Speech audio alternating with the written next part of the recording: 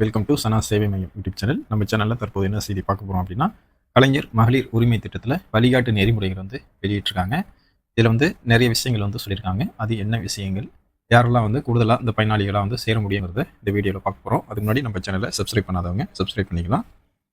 குடும்பத்திற்காக அயராது உழைத்துக் கொண்டிருக்கும் பெண்களின் வாழ்வாதாரத்தை மேம்படுத்தி வாழ்க்கை தரத்தை உயர்த்தி சமூகத்தில் சுயமரியாதையோடு வாழ்வதற்கு வழிவகுக்க வேண்டும் என்ற சீரிய நோக்கத்திற்காக குடும்ப தலைவிகளுக்கு மாதம் 1000 உரிமை தொகையாக வழங்கிட கலைஞர் மகளிர் உரிமை திட்டம் என்னும் திட்டத்தினை செயல்படுத்திட விரிவான வழிகாட்டு நெறிமுறைகள், நிர்வாக அனுமதி மற்றும் நிதி ஒப்படைப்பு செய்து ஆணை வெளியிட்டிருக்காங்க.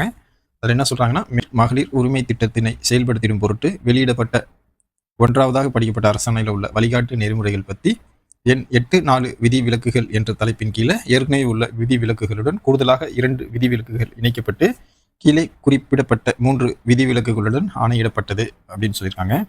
மாற்றுத்திறனாளிகள் நலத்துறையால் வழங்கப்படும் அறிவுசார் மாற்றுத்திறன், கடுமையாக பாதிக்கப்பட்ட மாற்றுத்திறன், முதுகு தண்டுவடம் மரப்பு நோய் மற்றும் பார்க்கின்சன் நோய் மாற்றுத்திறன், தசை திசவு நோய் மாற்றுத்திறன், நோய் மாற்றுத்திறனாளிகளுக்கான பராமரிப்பு உதவித்தொகை பெறும் உறுப்பினரை கொண்ட குடும்பங்கள் விண்ணப்பிக்க தகுதியானவை அப்படின்னு சொல்லியிருக்காங்க.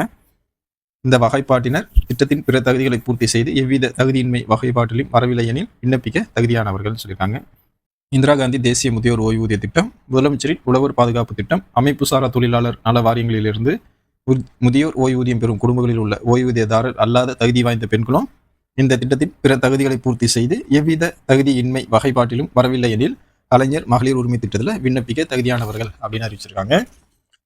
வருவாய்த்துறையின் கீழ் மாற்றுத்திறனாளிகள் ஓய்வூதியம் பெறும் மாற்றுத்திறனாளிகள் தவிர அந்த குடும்பத்தில் உள்ள தகுதி வாய்ந்த பெண்களும் திட்டத்தின் பிற தகுதிகளை பூர்த்தி செய்து எவ்வித தகுதியின்மை வகைப்பாட்டிலும் வரவில்லை எனில் கலைஞர் மகளிர் உரிமை திட்டத்தில் விண்ணப்பிக்க தகுதியானவர்கள் அப்படின்னு சொல்லியிருக்காங்க. மேலே 3வது படிக்கப்பட்ட அரசாணையில் கலைஞர் மகளிர் உரிமை திட்டத்தினை தமிழ்நாடு அரசின் நேரடி கட்டுப்பாட்டின் கீழ் உள்ள 29 மாவட்டங்களில் உள்ள 106 முகாம்களில் 19,487 முகாம் வாழ் இலங்கை தமிழர்களுக்கும் விரிவு செய்ய வழிகாட்டு நெறிமுறைகள் வெளியிடப்பட்டிருக்கு.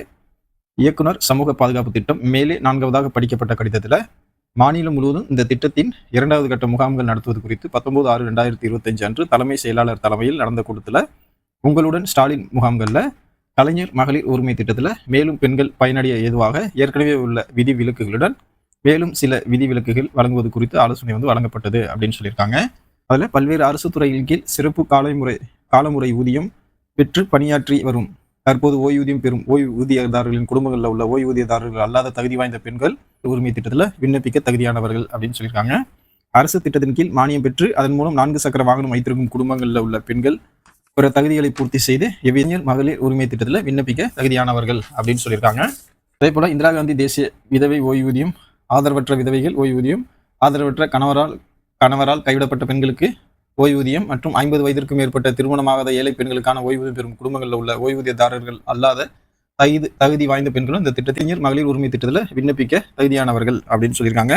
பல்வேறு அரசு துறைகளின் கீழ் சிறப்பு காலமுறை ஊதியம் பெற்று பணியாற்றி தற்போது ஓய்வூதியம் பெறும் ஓய்வூதியதாரர்களின் குடும்பங்களில் உள்ள ஓய்வூதியதாரர்கள் அல்லாத தகுதி வாய்ந்த பெண்களும் இந்த கலைஞர் மகளிர் உரிமை திட்டத்தில் விண்ணப்பிக்க தகுதியானவர்கள் அப்படின்னு சொல்லியிருக்காங்க. கூடுதலாக தகுதி வாய்ந்த நிறைய பெண்களை இந்த கலைஞர் மகளிர் உரிமை திட்டத்தில் சேர்ப்பதற்கான ஒரு முயற்சியாகவே இந்த அறிவிப்பு வந்திருக்கு. அதனால வரக்கூடிய ஜூலை 15ஆம் தேதி உங்களுடன் ஸ்டாலின் என்ற ஒரு முகாம் தமிழ்நாட்டில் நடக்க இருக்கு. அந்த முகாமில் யாருக்கெல்லாம் மகளிர் உரிமை திட்டத்தில் யாரெல்லாம் சேரணும்னு விருப்பப்படுறீங்களோ அந்த முகாமில் சேர்ந்து பயனடைஞ்சிக்கங்க.